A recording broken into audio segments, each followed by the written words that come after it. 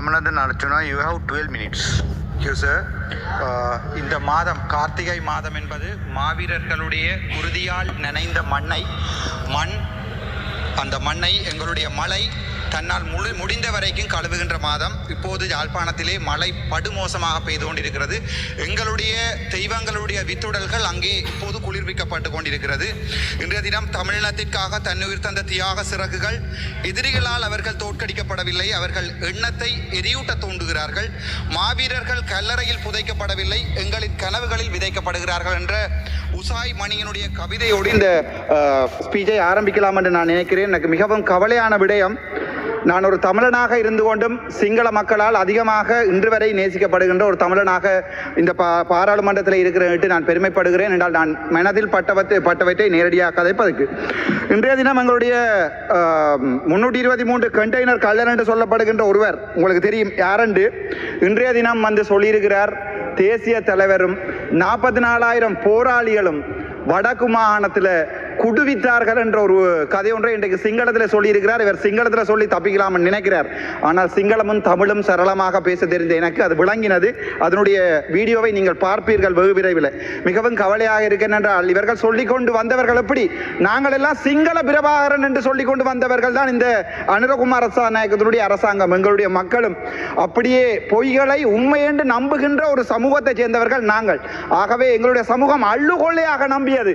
இருக்குமோ சிலவேளை இவருமே போராட்டத்தை நோக்கி போராடியவர் என்று நினைத்து எங்களுடைய சமூகம் விட்ட வரலாற்று தவறு இந்த என்பிபி அரசாங்கத்துக்கு வாக்கு போட்டது. ஆனால் இன்றைய தினம் சிங்களத்திலே எங்களுடைய தேசிய தலைவர் வடக்கு கிழக்கை ஆண்ட போது ஒரு சிங்களவன் அவன் தன்னுடைய ஒரு போட் கூட வரையலாது அடிச்சு புதைச்சினாங்க அந்த கடல்ல குடுவித்தேன்னு சொல்லேகல்ல.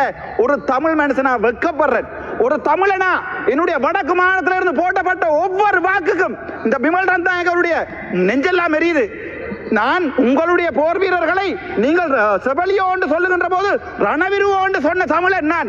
ஏனென்றால் ஆயுதம் ஏந்தி என்னோடு இருக்கிறார்கள், ஆயுதம் ஏந்தி போராடியவர்கள் உயிரை துச்சமாக மதித்த தெய்வம், அதற்கு மேல. ஆனால் வெட்கமாக இருக்கிறது ஒரு கூட்டம் வந்து சொல்லுமாக இருந்தால் என்னுடைய தேசிய தலைவரை போராட்டவாதி என்று சொல்லுமா இருந்தா கவலையா இருக்கு. நீங்களும் ஒரு போராடின சமூகம், உங்களுடைய ஆயுதம் தூக்கின 1000 பேர் இருக்கிறீர்கள், வெட்கமா இல்லையா? சோறாடா சாப்பிடுறீங்க என்று கேட்கிற அளவுக்கு எங்களுடைய தமிழ் மக்கள் உங்களை வடக்கு மாநிலத்தில் பார்த்துக் கொள்வார்கள். நீங்கள் கடைசியாக சுடப்போவது ராமநாதன் அர்ச்சுனாவை, அது எனக்கு நன்றாகவே தெரியும். இன்றைக்கு கூட செக்யூரிட்டி ரிஸ்க் என்று சொல்லி அறிவித்திருக்கிறார்கள். எனக்கு அது பிரச்சனை இல்லை. ஆனால் மிகவும் கவலையா இருக்கு. நீங்கள் யாரை குரல் இல்லாத ஒரு இனத்தை, ஒரு தமிழ் பேசுகின்ற குரல் இல்லாத இனத்தை நீங்கள் அடக்குகிறீர்கள் என்று நினைக்கும் போது மிக வெட்கமாக இருக்கிறது. நாங்கள் இனவாதம் இல்லை என்று இந்த வரைக்கும் இதில் இருக்கிற எதிர்கட்சியில் இருக்கிற பாராளுமன்ற உறுப்பினர் தமிழனாக இருந்தாலும் சரி, முஸ்லீமா இருந்தாலும், நீங்கள் பால் குடித்து வளர்ந்த குழந்தையா இருந்தால், நாய்ப்பால் குடிக்காமல் உங்களுடைய அம்மாவினுடைய பாலை குடித்து வளர்ந்தவனாக இருந்தால், புத்தளத்திலே மக்கள் தினமும் அழுகிறார்கள், திருவோணமையிலே மக்கள் அழுகிறார்கள். நான் ஜாழ்ப்பாணத்தில் இருந்து வந்தவன், நான் ஜாழ்ப்பாணத்தை பற்றி தான் கதைக்கணும். என்றோ ஒரு நாள் நான் சகல இனத்தை பற்றியும் கதைப்பேன். இன்றும் என்னால் சிங்கள மண்ணில் போய் வாழ முடியும். ஆனால் உங்கள் ஒருவனால் வந்து வடக்கு மாநிலத்தில் வாழ முடியுமா? இயலாது. ஏனென்றால் நீங்கள் முழு இனவாதிகள். வெட்கப்படுகிற என்னுடைய தேசிய தலைவர் நீங்கள் ஒரு குடு வியாபாரி என்று சொன்னதுக்கு இந்த முகத்தோட ஜாழ்ப்பாணம் வருவீர்கள். இதுல இருக்கிற 2 பேர் ஓடினம். தீவிரமைத்தி கடல் அமைச்சர் எழும்பி ஓடுறார், விமல் ரத்நாயக்க எழும்பி ஓடுறார். வெட்கமா இல்லையா? நீங்க எல்லாம் ஒரு ஆயுதம் ஏந்தி போராடிய இது வந்து யாருக்கு அவமானம் என்றா, ரோகண விஜய் வீரர் என்ற ஒரு பெரும் தலைவருக்குரிய அவமானம் இது. அவர் கொண்டே இந்த கனத்த மயானத்தில் எரிக்கப்படும் போது உங்களை மாதிரி எல்லாம் வந்து காருக்கும் பஸ்ஸுக்கும் ஓடித்திருவாங்க நினைச்சிருந்தா அந்த மனுஷன் போய் எங்காவது வெளிநாட்டில் வாழ்ந்திருக்கும். உங்களை மாதிரியான மனுஷர்கள் வந்து இந்த பாராளுமன்றத்தில் ரோகண விஜய் வீரருடைய பேரை கெடுப்பீர்கள் தெரிஞ்சிருந்தா அந்த மனுஷன் பிள்ளைவுட்டியோட போய் வேற எங்கேயாவது வாழ்ந்திருக்கு. அப்படிப்பட்ட கேவலமான வெட்கமா இல்லையா உங்களுக்கு? ஒரு கணம் ஜோதிச்சு பாருங்க. ஒரு இனத்தை காத்த தமிழன், ஒரு இனத்தை காக்க போராடிய தேசிய தலைவர் வேலுப்பிள்ளை பிரபாகரன் இந்த வரைக்கும் ஒரே ஒரு தமிழன் நாடுகள் என்று சொல்லிக் கொண்டிருக்கிறேன். எனக்கு என்னுடைய தலைவன் கடவுள். நீங்கள் என்ன சுட்டாலும் கொன்றாலும் புதைத்தாலும் என் சாம்பல் எழும்பி சொல்லும் என்னுடைய தேசிய தலைவர். வெட்கமா இல்லையாடா உங்களுக்கு? எங்களுடைய வாக்குகள் பாராளுமன்றம் வந்து நீங்கள் வடக்கு மாடு என்னுடைய தலைவரை குடுவித்தவன் என்று சொல்ல உங்களுக்கு மனம் பெறுது. கொஞ்சம் ஜோதிச்சு பாருங்க. அந்த புத்தளத்திலே கொண்டே குப்பையை போடுறீங்க. NHS கொழும்புல இருக்கிற NHS குப்பையை கொண்டு அந்த புத்தளம் புத்தள மக்களுக்கு போடுறீங்க. புத்தகத்திலிருந்து வந்திருக்கிற எம்பி இந்த யாராவது ஒரு தமிழன் ஒரு முஸ்லீம் தமிழ் பேசுகின்ற யாராவது சொல்லேலுமா புத்தளத்தில் குப்பையை போட வேண்டாம் உங்களுடைய அரசாங்கத்துக்கு? நான் தமிழனாக இருக்க ஆசைப்படுறேன். நான் தமிழ் பேசுகின்ற முஸ்லீம் இனத்தை என்னுடைய தேசிய தலைவர் என்றோ ஒரு நாள் பாதுகாப்பாக வடக்கு மாநிலத்திலிருந்து வெளியேற்றி இருந்தால் அது நீங்கள் பிழை என்று நினைத்தால் அதற்காக மன்னிப்பு கேட்கறதுக்கு நான் தயாராக இருக்கிறேன். உங்களுக்கு விருப்பமாக இருந்தால் என்னை கொள்ளுங்கள். நான் அதை சிங்களத்திலே சொல்றேன், அவசரப்பட வேண்டாம். அதை விட திருவோணமலையில இருந்து வந்த பாராளுமன்ற உறுப்பினர்கள் யாரா இருக்கிறீங்களா? காணையில் ஒருத்தரை யாரா இருக்கிறீங்களா? எங்க உங்களுடைய அருள் ஏமச்சந்திர அடே எங்களுடைய இனம் பாவம். நாங்கள் என்ன பாவம் செய்த நாங்கள் உங்களுக்கு? நாங்கள் ஆயுதம் எடுத்து போராடியது நீங்கள் எங்களை அடி கேட்க.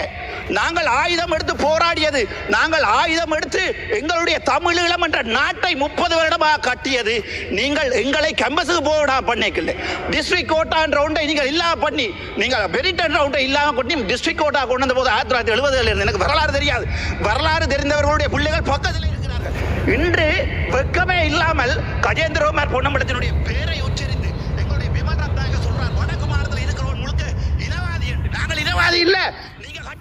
கோயில் என்னுடைய, நான் ஒரு நாள் எங்களுடைய கஜேந்திரகுமார் பொன்னம்பலத்தோடு கூட சண்டை பிடிச்சேன். நான் இந்த வரைக்கும் சண்டை பிடிக்கிறேன். உங்களுடைய கோயிலை கட்டினது முழு தவறு என்றால் அது என்னுடைய உறவுகள் இருக்கிற ஒரு காணியில. ஆனால் நான் சொல்றேன், என்ன மினவாதம் போட்டு நான் கஜேந்திரகுமாரை நிப்பாட்டுவோம். ஆனால் இப்போது நினைக்கும் போது சரி என்று படுகிறது அவர்கள் செய்கிற வேலை. என்றால் அவர்கள் 20-30 வருஷம் அரசியல் இருந்தவர்கள். அவர்களுக்கு நன்றாக தெரியும் இந்த பேரினவாத அரசாங்கம் என்ன செஞ்சாலும் மாறாதண்டு. ஆனால் அரசியலுக்கு வருகின்ற போது நான் என்ன யோசிக்கிறேன், ஓகே இதோ நிப்பாட்டுவோம், இதுக்கு மேல வேண்டாம், சிங்களத்திலே கதப்பம் தமிழ்லையும் கதப்பம், இதை நிப்பாட்டு. வெக்கமா இருக்கு. நீங்களா சோறாடா சாப்பிடுறீங்க, வலக்கையாலையா சாப்பிடுறீங்க? உங்கள்ட்ட கேட்கிறேன், தயவு செய்து இடக்கையால சாப்பிடுங்க. சரி பரவாயில்ல, அதுக்கு பிறகு பார்ப்போம். இந்த ஈஸ்டர் அட்டாக் அநியாயமான முஸ்லீம் சமூகம், அந்த சமூகம் என்ன செஞ்சது? அது கண்டு ஒரு தனிய ஒரு கலாச்சாரம் இருக்கிறது பிள்ளையா? அவங்களுக்கு கண்டு ஒரு வரலாறு இருக்கிறது பிள்ளையா? அவங்களுக்கு காலமா தமிழனை முஸ்லீமை நீங்க என்ன செய்றீர்கள்? போட்டு அடி அடிச்சு கடைசி எங்களுக்கு இல்ல முஸ்லீம் இனத்திலே கொண்டு ஆயுதத்தை கொடுத்தியால் எங்களுக்கு அடியண்டு, எங்கள்கிட்ட தந்தியால் முஸ்லீம் இனத்துக்கு அடியண்டு. கடைசியா ஒரே இனம் பேசுற 2 முஸ்லீம் இனம் நாங்கள் அடிபடுறோம். ஆனா நீங்க என்ன செய்றீங்க? சத்தமே இல்லாம கிண்ணியாவை எடுக்கிறீங்க. அதுக்கு பிறகு பார்த்தா திருவோணமலையில கொண்டு போய் புத்தர்வியால வைக்கிறீங்க. சும்மா ஒரு பேச்சுக்கு கேட்கிறேன், இல்ல தெரியாம கேட்கிறேன். இந்த நடுவில் ஒரு பிள்ளையார் சிலை வச்சா சும்மா இருப்பீங்களா? இல்ல கேட்கிறேன், அடே நீங்க என்ன அடிச்சு கொள்ளுவீங்களா? இரண்டா உங்களோட மனசுல இருக்கிற வரி, நீங்க சிங்களவன் என்ற வரி. நான் நாளை கொண்டு பாராளுமன்றத்துக்கு முன்னால ஒரு புத்தர் சிலை எடுத்து போட்டு நான் ஒரு புள்ளியார் சிலையை வைக்கிறேன். உங்களால் முடியுமா வைக்க விட? ஏனென்றால் திரும்ப அடிக்கிறீர்கள், நாங்களும் பார்க்கிறோம். ஆனால் நாங்கள் ஒன்று மட்டும் சொல்றேன், கடைசி தமிழன் பால் குடிச்சா கடைசி தமிழன் இருக்கும் வரைக்கும் வடக்கு மாநிலத்தில் ஒரு ஓட்டு உங்களுக்கு விழாது. பக்கத்து வீட்டுக்கு பிறந்தவனால மட்டும்தான் உங்களுக்கு ஓட் போடும். வெக்கமா இருக்கு. உங்களை எல்லாம் எங்க ரஜீவன் நம்பி, எங்க இளங்குமரன் நம்பி, எங்க ஒவ்வொரு தமிழ், எங்க பைசால், எங்க ஒரு வசனம் கதை கேளுமா? உங்களால் ஒரு வசனம் கதை கேளுமா? பால் குடிச்சு வந்தவன், ஆனால் முஸ்லீம் எனக்கு என்னுடைய ரத்தம். நீங்க என்ன சொன்னாலும் நான் ஒவ்வொரு முஸ்லீமுக்கானையும் அடிபடுவேன். என்றால் என்னுடைய தேசிய தலைவர் ரெண்டாவது ஒரு நாள் நினைத்து விட்ட பிள்ளையோ நினைக்காமல் விட்ட பிள்ளையோ அந்த பிள்ளையை திருத்துறதுக்கு எனக்கு கட்சி இருக்கு. இவ்வளோத்தையும் சிங்களத்தில் நான் சொல்ல ஆசைப்படுறேன். ஹரி ஜங்காப்பி சிங்களி போட்ட கதாகரன் 10 வினாடி பார்த்தீனோ போட்ட கதாகரன் ඔකට පතිනේ සිංහලෙන්නේ ඔම ඉන්නකෝ යාගන්න එපා පාපිසි ටිකක් ගෑ ගන්නවා කියලා මම බය වෙන්නේ නැහැ. මම මේ පටන් ගන්නවා. ඔයගොල්ලෝ කිව්වා පිළිම වන්දනාව කටවාන ඉන්නකෝ සර් කිව්වා කටවාන ඉන්නවනේ. පිළිම වන්දනාව ගෝත්‍රික කියලා කියපු මිනිස්සු ඔයගොල්ලෝ කිව්වේ සබලියෝ රණවිරුන්ට සබලියෝ ඔයගොල්ලෝගේ වෙනුවෙන්නේ මරුනේ. ඒ මිනිස්සු ඔයගොල්ලෝගේ වෙනුවෙන්නේ මරුනේ. අත්‍තරම මේ ජාතිවාදී කතා කරන්න ඕනේ මම. හැබැයි අද ඡන්දය ඉල්ලලා බලපද දකුණේ ඔයාලට වඩා ඔයාලා ජනාධිපතිට වඩා මට ශ්‍රද්ධා ගන්න පුළුවන් දකුණේ. මම ඇත්ත කියන්නේ. මම කවදාවත් සිංහල ජනතාවට විරුද්ධව කතා කරන්නේ නැහැ. මෙච්චර වෙලාව මම දෙමළෙන් කතා කරපු කතාව මම අද වෙනකල් මට සිංහලෙන් ආයෙ කියන්න පුළුවන්. කරු කතායනකතුමා මම සුදිවෙද්ද වෙනවා ඔබතුමා අද කතා කරා දෙමළ එම්පිලාට සිංහල කතා කියලා දෙන්න ඕනේ. සිංහල අත්තර මේ කරන්න ඕනේ. මේ පුත්කලයන්ට අපි කියන දේවල් තේරෙන්නේ නැහැ. අපි මේ යවලා රණ්ඩු වෙන්න නැහැ අවිලා තියෙන. අපි පපුවේ තියෙන කැක්කුම අද එක දවසක් මං ගිහලා සභානායකතුමා කතා කාමරේ අඩුවා. සභානායකතුමා දන්නවා. ඒ දුක ඔය දෙමළ එම්පි කෙනෙකුට ඕගොල්ලෝ කරන වැඩ මං IPU වෙනකන් ගියා. IPU ගිහලා කම්ප්ලේන්ට් එකක් දැම්මා කතානායකතුමා. හැබැයි මං දවසකට මේක විත්ඩ්‍රෝ කරනවා. ඒ තරම් ඕගොල්ලෝ දෙමළ මිනිහාව කොච්චර මේ පල්ලයට ගේනවද?